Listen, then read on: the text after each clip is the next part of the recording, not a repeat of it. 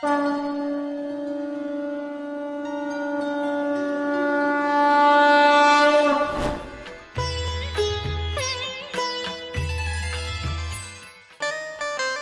जी ने, श्री कृष्ण बलदेव ने विनाशाय च दुष्कृताम इस श्लोक के दूसरे चरण को प्रतिपादित कर दिया। परित्राणाय साधूनाम वृंदावन तक की लीला और विनाशाय च दुष्कृताम मथुरा की लीला भगवान ने शुरू कर दी। अब मैया ने 2, 4, 5 दिन तो खूब लाड़ किया। भैया 11 वर्ष के बाद ठाकुर जी मिले हैं, लेकिन ऐसा क्या लाड़ के बालकों की शिक्षा की व्यवस्था ना हो। क्यों भैया? और राधे राधे, ये हमारी बेटियां बैठी हैं नई नई, है ना। देखो शिक्षा बहुत जरूरी है। मैया देवकी ने, वसुदेव जी ने देखा बालक इतने बड़े हैगे, 12 वर्ष के, 11 वर्ष के। अरे त्रेता में तो 5 वर्ष के राम जी भये विद्यापर्ण गुरु को गए, और यहाँ ये 11 वर्ष के हो गए। बड़ा वाला 12 वर्ष का हो गया दाऊ जी। अभी तक कोई शिक्षा की व्यवस्था नहीं है। तुरंत गर्गाचार्य जी को बुलाया गया, ठाकुर जी का यज्ञोपवीत संस्कार कराया गया। उपनयन संस्कार कहते हैं इसको। चर्म चक्षु तो है ही जन्म से, उपनयन क्यों कहते हैं इसको रविंद्र जी? चर्म चक्षु तो है ही, लेकिन जो ग्रंथ है ना, जो शास्त्र है, जो धर्म है, रामो विग्रहवान धर्म, रामो कृष्णो विग्रहवान धर्म, इसको देखने के लिए ज्ञान के चक्षु चाहिए। इसलिए उपनयन संस्कार, उपनयन ठाकुर जी का हुआ। गर्गाचार्य जी ने आके जनेऊ कराया दोनों बालाओं का। वसुदेव जी बोले अब इन्हें अपने संग पढ़ाने के लिए ले जाओ। यही व्यवस्था थी हमारे यहाँ कि जो आचार्य जनेऊ कराते थे अपने संग ले जाते। गर्गाचार्य जी बोले बात तो ठीक है, लेकिन इस समय सबसे बढ़िया जो गुरुकुल है, वर्तमान की भाषा में हॉस्टल है, वो इस समय उज्जैन नगरी में सांदीपनी ऋषि, उनके यहाँ भेजो इनको। तो महाराज आप व्यवस्था कर दो।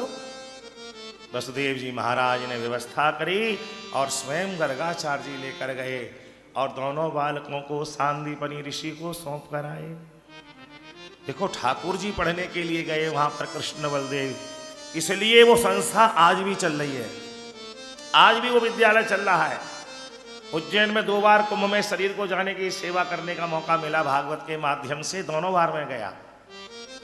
और इस बार तो इतना बढ़िया संयोग था अमित जी, 2-3 साल पहले ही तो था। पूज्य पाद आचार्य चरण श्री रामभद्राचार्य जी महाराज वहां रोज सुबह 1 घंटे व्याकरण पढ़ा रहे थे, कथा करते थे शाम को। और सुबह 2-3 बालकों को लेकर बस बोले भैया ये जो रज है, ये जो भूमि है, इसमें कृष्ण बलदेव पढ़े हैं। तो हम तो वैसे ही घूमने गए क्योंकि अपनी कथा भी शाम के सत्र में थी। तो पूज्य पाद श्री मलुकपीठ वाले महाराज जी के गुरु बराबर 12 पंडाल था।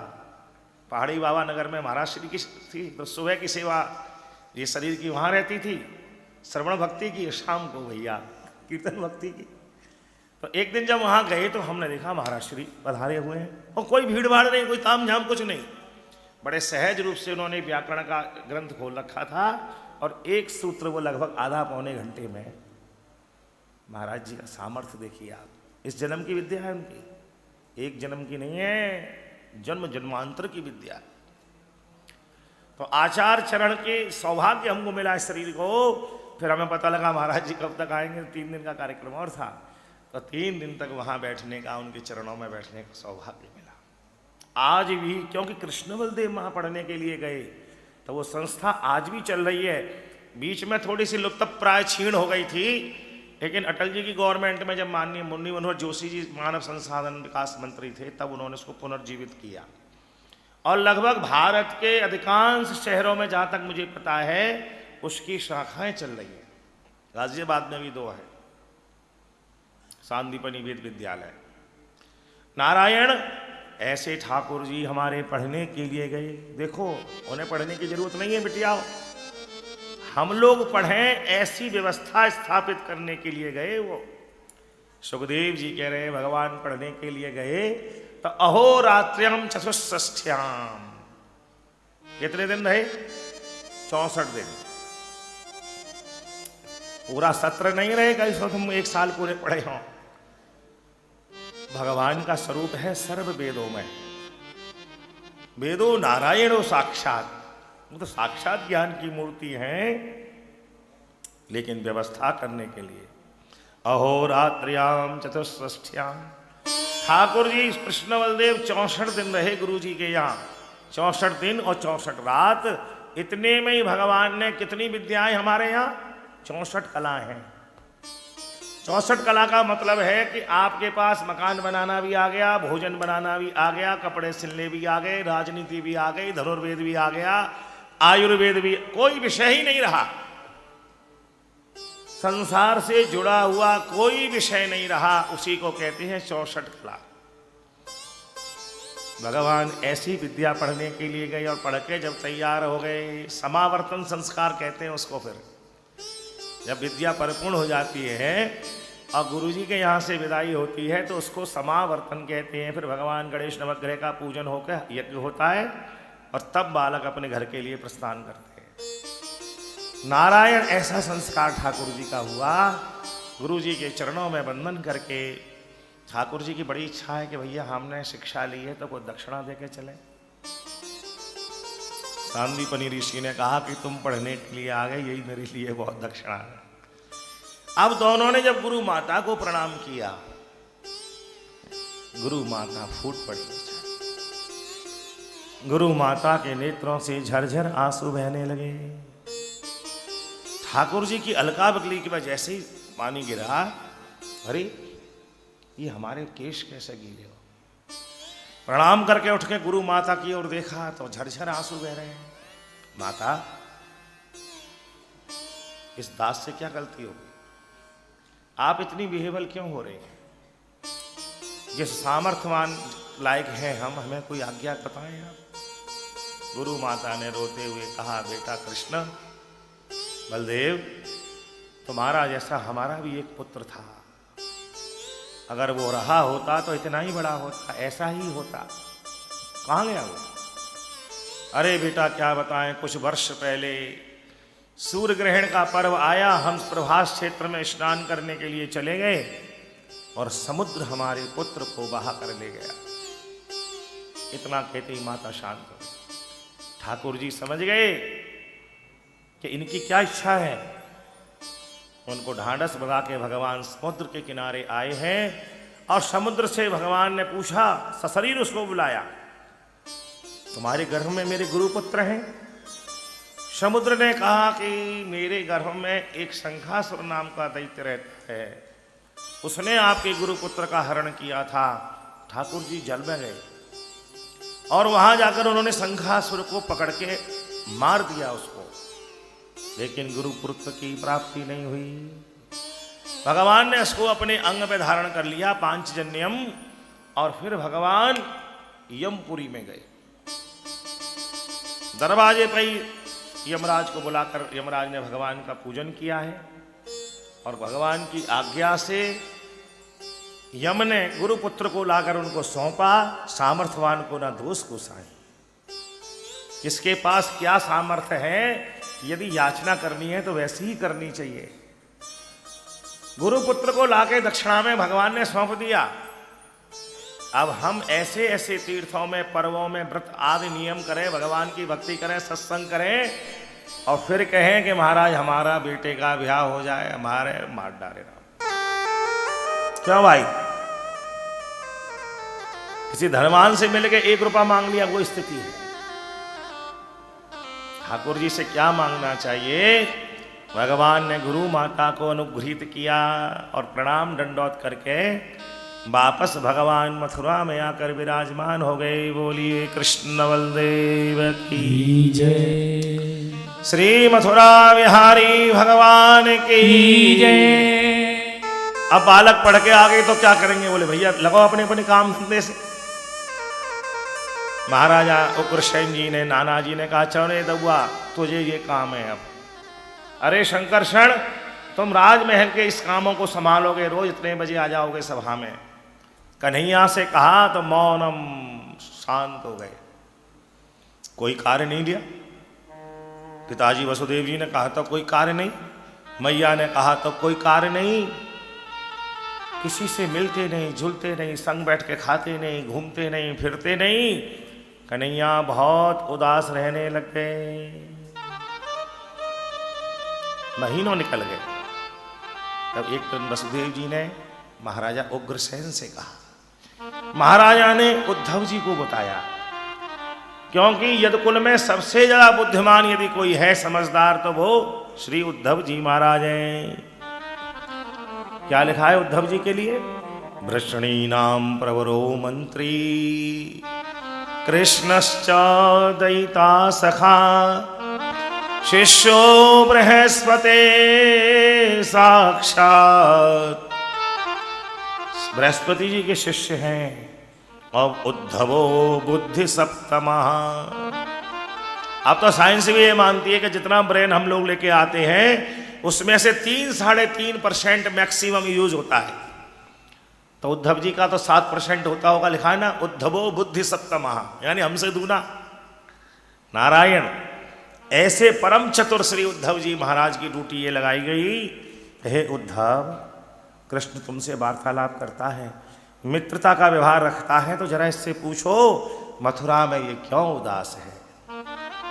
उसी दिन राजकार से निवृत्त होकर संध्या के समय ऐसे ही श्री उद्धव जी महाराज श्री कृष्ण के कन्हैया के कक्ष में प्रवेश करते हैं। संध्या का समय हो गया, भगवान पर्यंक पर बैठे हैं, दीप प्रज्वलित नहीं किया गया है, कक्ष में अंधकार है, और पर्दे को उठाकर जैसे उद्धव जी ने प्रवेश किया, कन्हैया, कृष्ण, क्या हाल है? यहां तुम्हें किस बात की कमी है? अरे सुबह सूर्योदय से लेके सूर्यास्त तक जहां जैसी व्यवस्था होनी चाहिए वैसी ही व्यवस्था है, फिर तुम यहां प्रसन्न क्यों नहीं हो? प्रश्नों की झड़ी लगा दी उद्धव जी ने। भगवान कुछ नहीं बोले, नीचे नेत्र करके बैठे रहे। बोलते बोलते जब उद्धव जी थक गए, तब भगवान ने कहा, ऊधो मोहे ब्रज बिसरत ऊधो मोहे ब्रज बिसरत। ठीक है उद्धव, मथुरा महानगर है, राजधानी है हमारी, परम वैभव है यहाँ पर, लेकिन जो हमारे ब्रज का आनंद है ना, कदम की छैया और यशोदा मैया, वो हमारी गैया, वो यमुना जी का किनारा, वो ग्वाल वालों का प्रेम, वो हमारे बछड़े, उद्धव वो मथुरा में कुछ नहीं है। लेकिन बाबरे तेने अब पूछ लिया तो स्थिति वही हो गई कि तुमने हमसे रोग पूछ लिया, और अब हमसे रोग पूछ लिया है तो तुम्हें इलाज करना पड़ेगा। क्या करना पड़ेगा? अरे बोले करना क्या पड़ेगा? अब तुमको ब्रज जाना पड़ेगा, और ब्रज में जाके हमारी मैया के संग सबको हमारा संदेश देना पड़ेगा। बहुत आनाकानी लगे, उद्धव जी बगल झांकने लगे। अरे कैसी बात कर दी कृष्ण ने? कहाँ मैं बृहस्पति जी का शिष्य इतना विद्वान, और कहाँ उन द्वार वालों के बीच में जाऊंगा, लेकिन पूछ के लगता है गलती कर दी। भगवान बोले, अब उद्धव तुम सुबह चले जाओ ब्रज में। बोले हाँ ठीक है, अब तुम बहुत कह रहे हो तो मैं सुबह जाऊंगा और शाम को लौट के आ जाऊंगा। ठाकुर जी बोले जाओ तो सही, लौट के कब आओगे ये तो कृष्ण जाता है, तुम जाओ तो सही। और भगवान ने आज्ञा दे दी उद्धव जी के लिए। रात्रि में उद्धव जी ने मथुरा में विश्राम किया, और अगले ही दिन प्रातः काल उसी रथ में बैठकर संयोग से जिसमें अक्रूर जी महाराज ठाकुर जी को लाए थे, श्री उद्धव जी चल दिए हैं ब्रज की ओर। बोलिए संत भगवान की जय। जय राधा माधव जय कुंज बिहारी, जय राधा माधव जय कुंज बिहारी, जय राधा माधव जय कुंज बिहारी। जय राधा माधव जय कुंज बिहारी।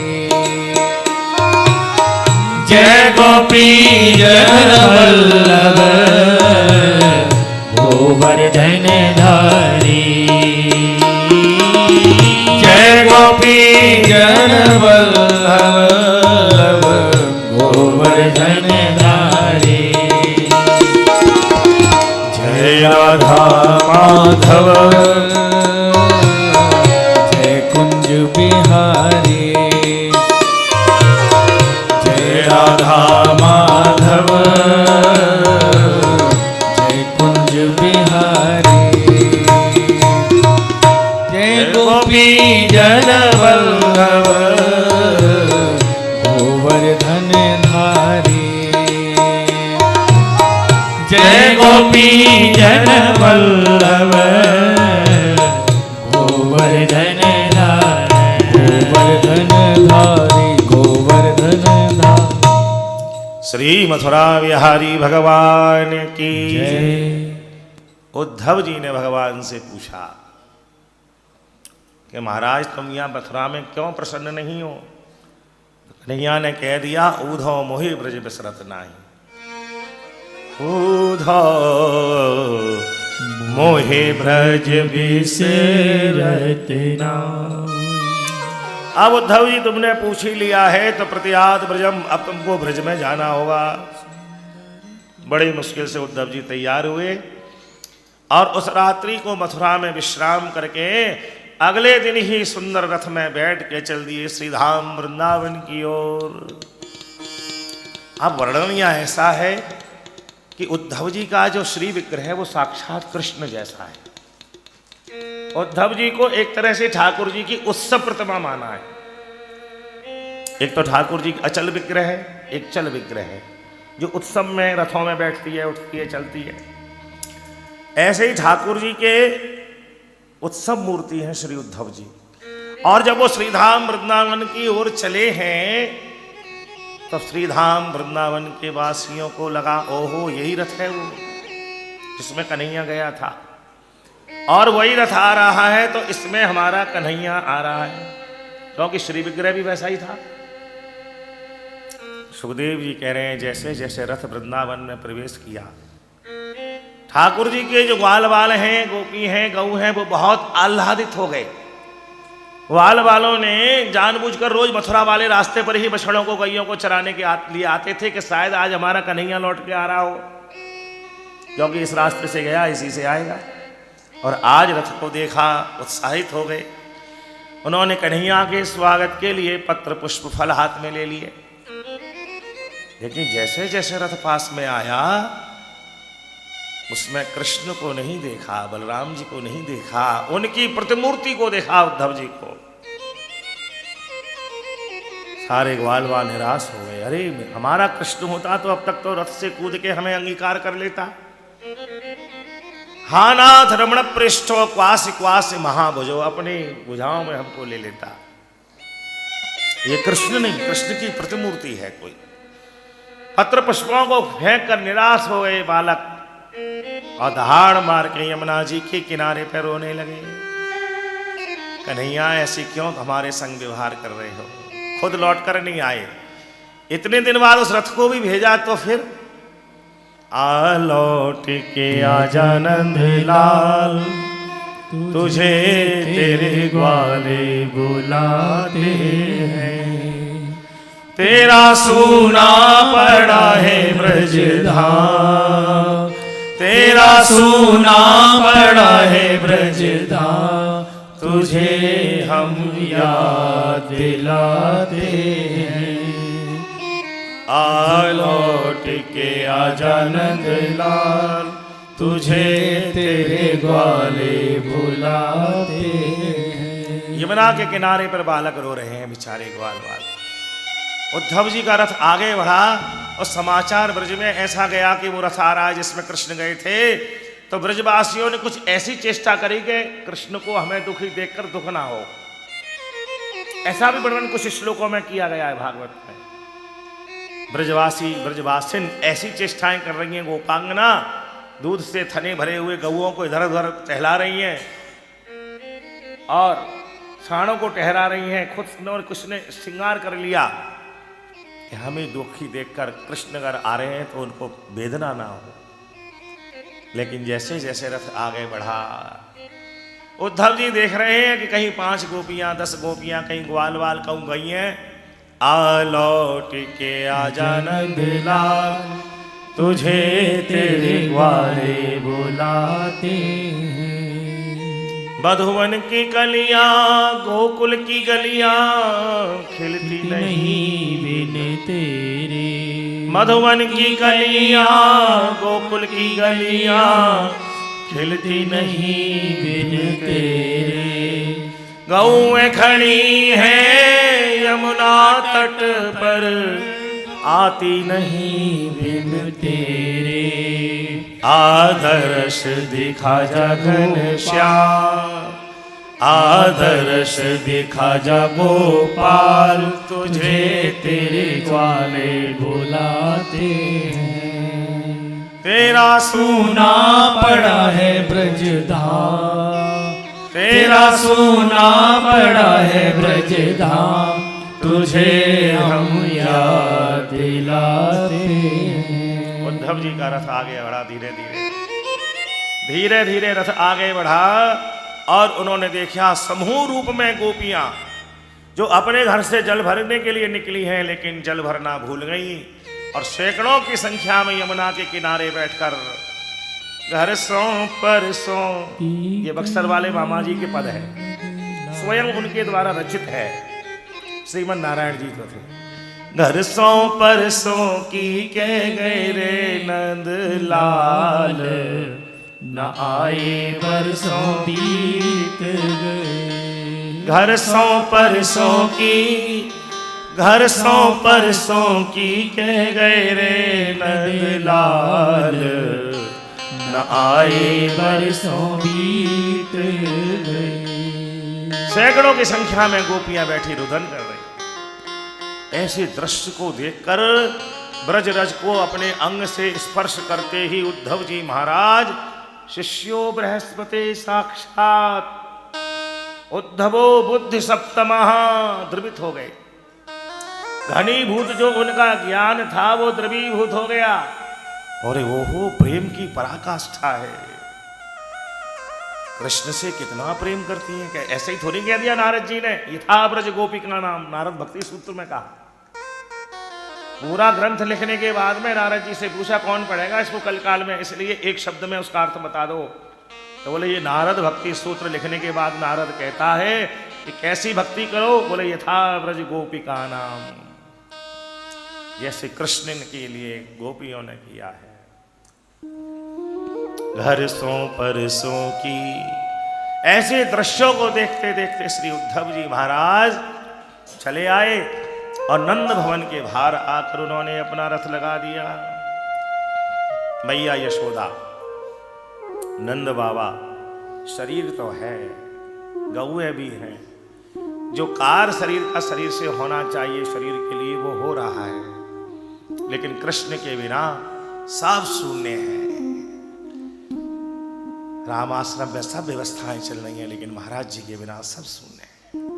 मुझे केवल यही उपमा नजर आती है जब मैं वहां जाता हूं। ये ब्रज की स्थिति ऐसी है जैसे कि कृष्ण की।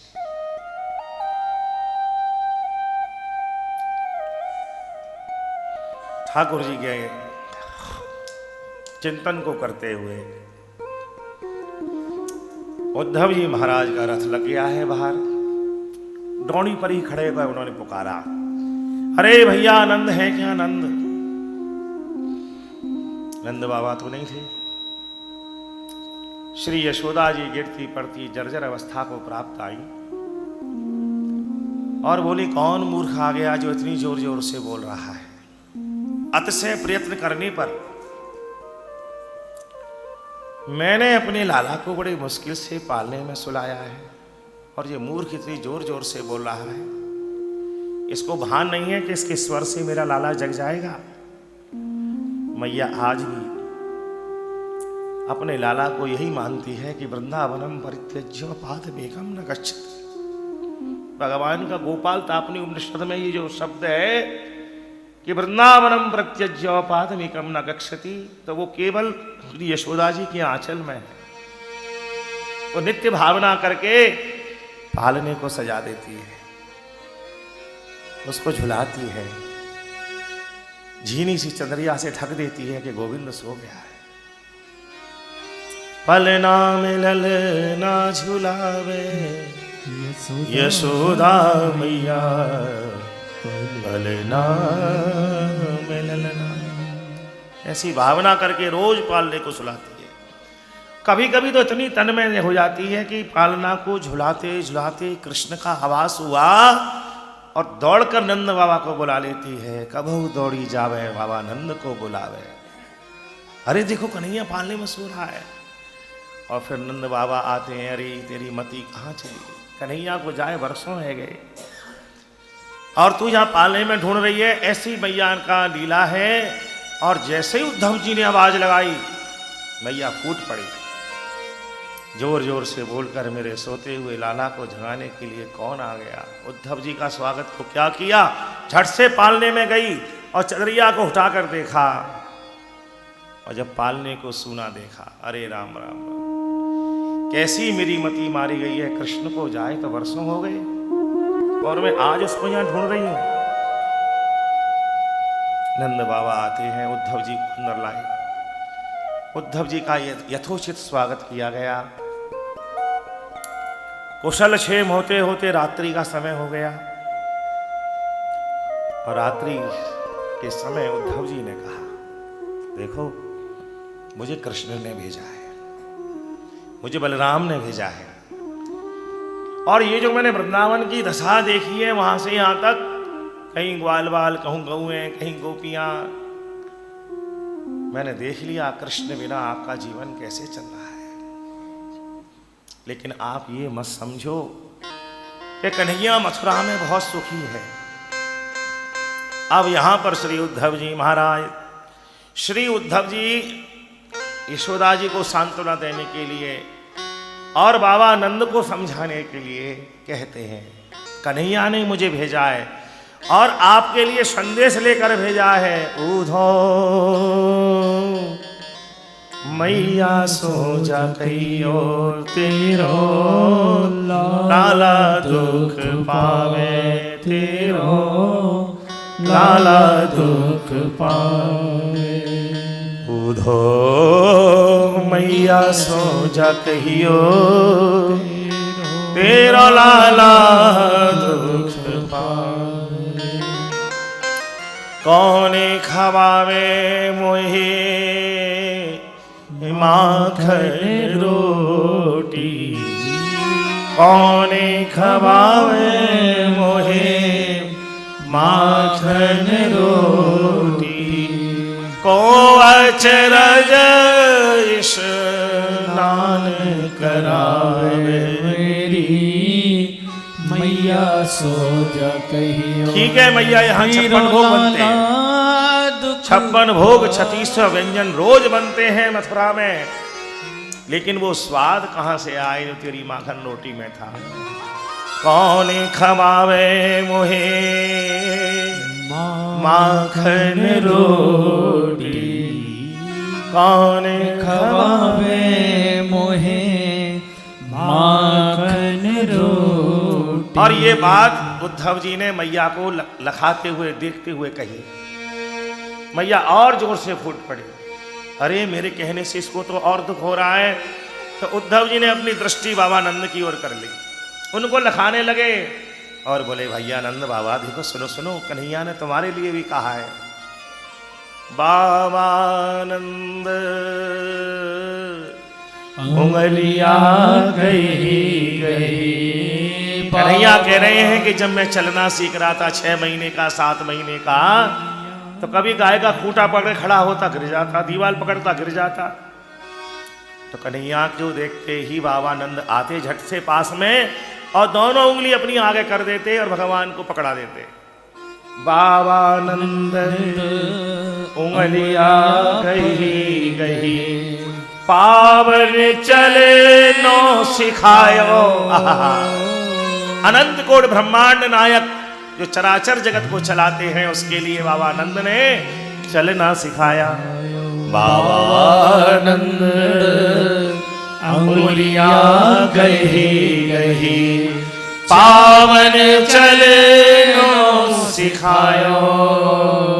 और हद हो गई, उद्धव जी कह रहे हैं, कन्हैया ने रोते रोते कहा है कि जब मैं 10-5 कदम चलता था और पसीने से लथपथ हो जाता, तो था को जान कन्हैया मेरो। बाबा जब मुझको चलाते और मुझे पसीना आ जाते, तो था को जान कन्हैया मेरो, गोदी में ले हिवड़े से लगाया। तुरंत बाबा मुझे गोदी में ले लेते, कन्हैया थक गया, और अपने श्री अंग से लगा लेते। उधो मैया मैया सो जा कहियो, तेरा लाला दुख पावे, मैया सो जा कहियो। सारी रात एक शब्द श्री नंद बाबा के मुख से नहीं निकला। पूरी रात निकल गई, मैया के मुख से एक शब्द नहीं निकला। सारी रात उद्धव जी उनकी बरह दशा को देखकर किसी ना किसी तरह से कृष्ण की लीला को सुनाकर उनको ढांढस बढ़ाते गए। भोर का समय हो गया, सबके नित्य क्रिया का समय हो गया, उद्धव जी का भी, बाबा का भी और मैया का भी।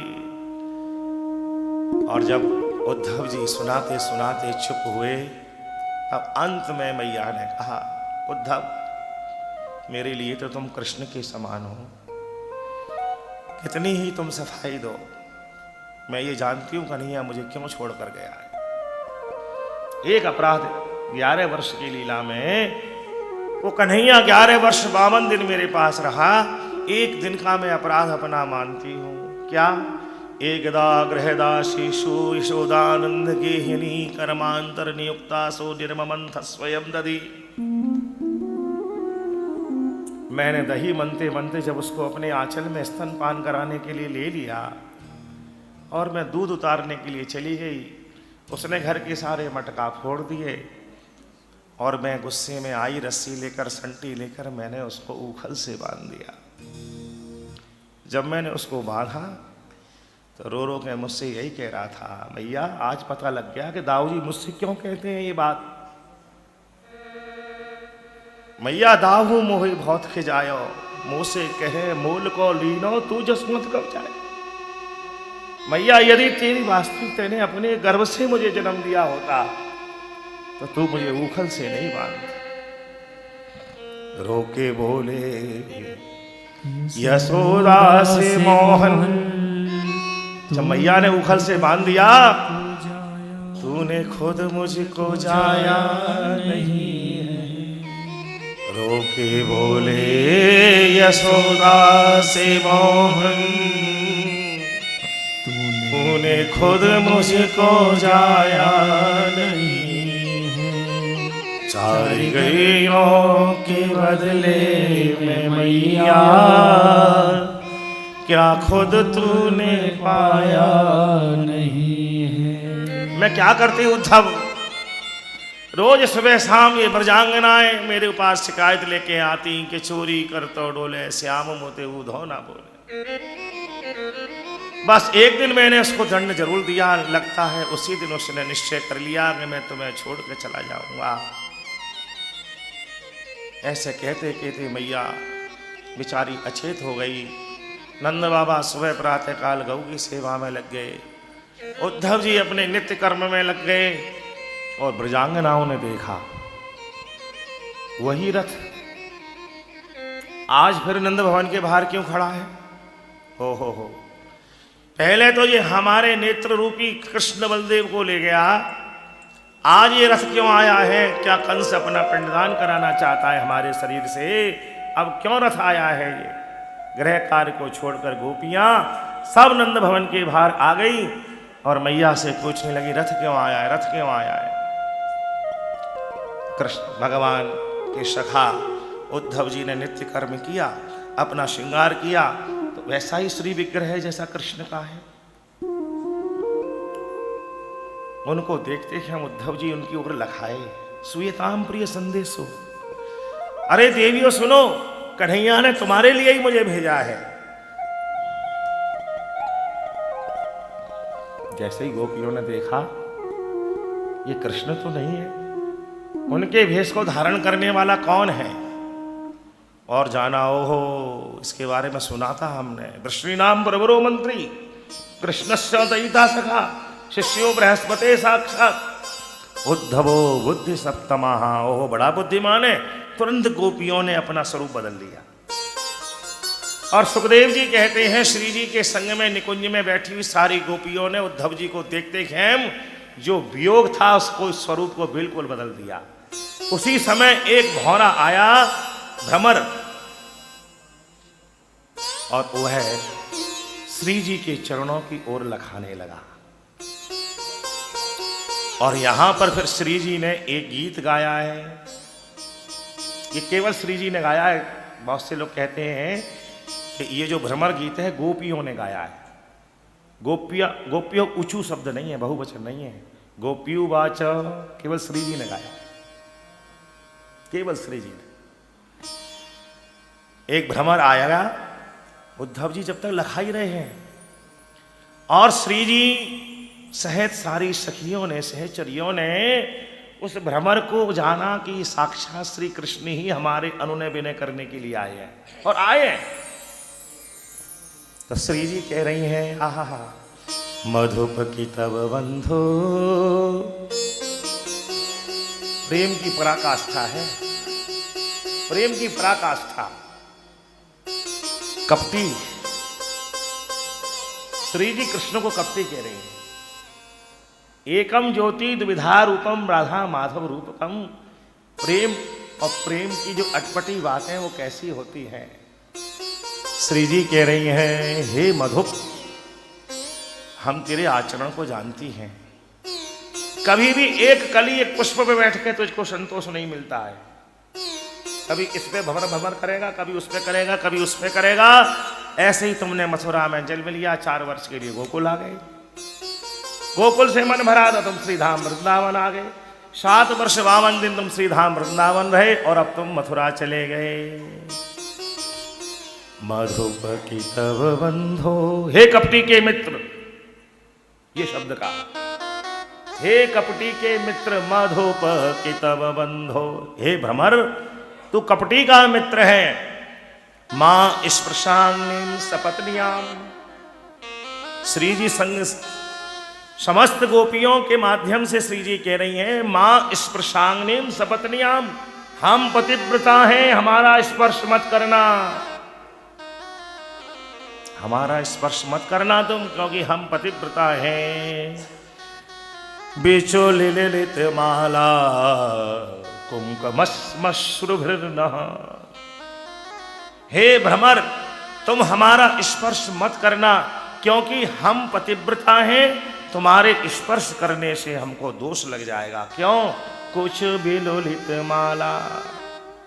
हम देख रही हैं तेरी मूछों पर, ये मथुरा की जो माननीय स्त्रियां हैं ना, महानगर की जो माननीय स्त्रियां हैं, उनके वक्षस्थल पर जो राग लगा हुआ है, जो केसर कस्तूरी लगी है, वो तेरे चोंच पे लगी हुई है। कुछ विलुलित माला, उनके अंग स्पर्श से तेरी माला मसली हुई है। और कुछ विलुलित माला मश्रुभिर्नः, इसलिए तुम उनसे मिलकर आए हो। जैसे मानो कोई पुष्प कहे, काय का पुष्प कह सकता है भौरे से? केवल चंपा का। चंपा के पुष्प का स्वरूप बहुत अच्छा होता है महाराज जी, और सुगंधी बहुत बढ़िया होती है। बाहर एक पुष्प होगा तो यहां तक सुगंधी आएगी। तो चंपा से किसी ने कहा कि चंपा तुझ में 3 गुण, रूप रंग और बास, को अवगुण सो भयो, भौरा न बैठे पास। चंपा ने कहा कि बेसिक मुझ में 3 गुण, रूप रंग और बास, लेकिन कली कली के बैठन वारे को कौन बिठावे पास। और यहां श्री जी ने साफ कह दिया, मधुप कितब बंधो, हे कपटी, हे भौरे के मित्र, मां स्पृशांगनीम सपत्न्याम, हम सपत्निक हैं, पतिव्रता हैं, हमारे चरणों का स्पर्श मत करो, हम देख रही हैं कुछ बेलुलित माला। मथुरा में जो है ना वो त्रिभंगी, बरानने, कुब्जा आदि, उसके स्पर्श से तुम्हारी जो गले की माला है वो महाराज बिल्कुल मचल गई है, और उनके स्त्रों का अंगराग तुम्हारे मूछों पे लगा हुआ है, इसलिए मां स्पृशांगनीम सपत्न्याम, हमारा स्पर्श मत करो, बिल्कुल श्री जी कह रही हैं। और आगे वो कह रही हैं कि ये मत समझो कि तुम इसी जन्म के कपटी हो, तुम तो जन्म जन्मांतर के कपटी हो। मृगो इरव कपिंद्रम बिभ्रदे लुब्ध धर्मः, इससे पहले जब तुम रामावतार में त्रेता में आए तो क्या उस समय कपटी नहीं थे? उस समय भी थे। मृगो युव कपिंद्रम, कपिंद्रम बाली, उस बेचारे का क्या दोष था? उसने तुम्हारा क्या हरण किया था? उसने तो तुम्हारी श्री जी का हरण नहीं किया था, लेकिन तुमने उसके संग में कपट किया, और बलि बलि मत्वाम, वृक्ष की ओट में खड़े होकर तुमने इसको मार दिया। तो केवल कृष्णावतार के कपटी नहीं हो, तुम तो हमेशा के कपटी हो। मधुप कितव बंधो मां स्पृशांगनीम सपत्न्याम, और प्यारे क्या कहें तुझसे, तुम कपटी हो ऐसा नहीं है, तुम्हारी कथा भी कपटी है, तुम्हारी कथा लीला भी कपटी है, नाम रूप लीला और धाम सब कपट से बना हुआ है। ऐसी बात श्री जी कह रही है। यद अनुचरित लीला कर्ण पीयूष विप्रुट, कैसे कपटी है वो कि कोई बेचारा पूरे धर्म से अपने गृहस्थ जीवन को निभा रहा हो, जो उसके दायित्व है पत्नी के प्रति, संतान के प्रति, समाज के प्रति, राष्ट्र के प्रति, व्यापार के प्रति, वो सब सकुशल निभा रहा है, लेकिन यदि उसने तुम्हारी कथा सुन ली तो यद अनुचरित लीला कर्ण पीयूष विप्रुट, कानों से यदि वो अंदर घर कर गई, साक्रदत विधूतो द्वंद्व धर्मा विनष्टा, बेचारे की बसी बसाई घर गृहस्थी में आग लग जाती है। असपदि गृह कुटुंबम, ओ महाराज अपनी बसी हुई घर गृहस्थी को छोड़कर भिक्षुचर्याम चरंती, ऐसी तुम्हारी कथा है कि यदि कोई तन्मय होकर सुन ले तो सब संसार की बाधाओं को पार करके भिक्षुचर्याम, बेचारा सबको छोड़कर भगवा पहनकर भिक्षुचर्याम चरंती ही। हे मधुप मधुप कितव बंधो, अब जैसे ही भौरे के ऊपर धर के श्री जी ने ऐसा ये गीत गाया, जिसको भ्रमर गीत कहते हैं, अब सुनते ही हम श्री उद्धव जी महाराज को लगा कि ओहो ये स्थिति बहुत अच्छी है। सगुण को प्राप्त करने के बाद में क्या मिला? क्योंकि संयोग मैत्र पड़िए न, जहां संयोग है वहां वियोग है। संयोग की पराकाष्ठा क्या है? वियोग। तो सगुण उपासक को देखकर तो इन्होंने जो होना था वो हो लिया, संयोग भी देख लिया, वियोग भी देख लिया। तो अब इनको निर्गुण ब्रह्म का ही उपदेश देते हैं। ब्रह्मेति परमात्मेति भगवानीति शब्दतः, तीनों शब्द आए भागवत के प्रथम स्कंद में। तो इन्होंने सगुण साकार का आनंद ले लिया, तो अब इनको निर्गुण साकार का आनंद देते हैं। श्रूयताम प्रिय संदेशो, अरे गोपियों देखो, तुमने सगुण ब्रह्म को प्राप्त करके ये पाया कि उनका संयोग हुआ तो तुम्हें वियोग भी झेलना पड़ रहा है। इसलिए अच्छा ऐसा है कि तुम निर्गुण ब्रह्म की उपासना करो। उसमें क्या है? प्रत्यक्ष संयोग नहीं है तो वियोग का भी कोई भय नहीं है। गोपियां बोली निर्गुण कौन देश को वासी। अरे महाराज, ये निर्गुण कौन देश का वासी है, हम तो नहीं जानती। और खूब दलील देने लगे, देखो वही निर्गुण है जिसको कि हमारे चारों वेदों ने ना 4 शब्दों से पुकारा है। सामवेद जिसको तत्वमसी कहता है, अथर्ववेद जिसको अयम आत्मा ब्रह्म कहता है, ऋग्वेद जिसको प्रज्ञानम ब्रह्म कहता है, यजुर्वेद जिसको अहम ब्रह्मास्मि कहता है, वही तो है। अब गोपियां बोली, अब क्या बताएं उद्धव जी, बहुत देर हो गई। कदाचित तुम कृष्ण के हमारे जीवन में आने से पहले आ जाते तो शायद तुम्हारा माल बिक जाता।